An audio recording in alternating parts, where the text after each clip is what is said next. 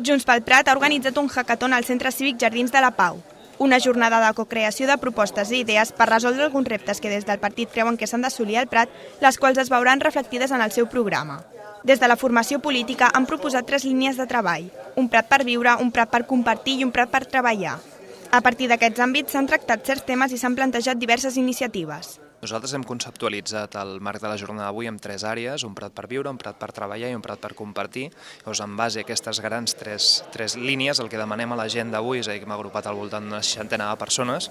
que exposin idees en cada una de les línies i després treballar-les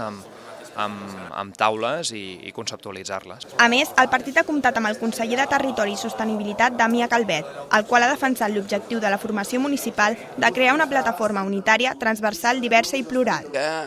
un ajuntament a una ciutat com el Prat es presenti la plataforma Junts pel Prat amb voluntat de ser una plataforma unitària, transversal, diversa, plural, que assumi sensibilitats que van molt més enllà dels partits polítics, és molt i molt positiu, sens dubte, des de Junts pel Prat, que és, no en exclusiva, però que és l'esperit de l'1 d'octubre i que és el president Puigdemont, segurament i probablement aconseguirem tenir el millor Prat possible i també el millor país possible.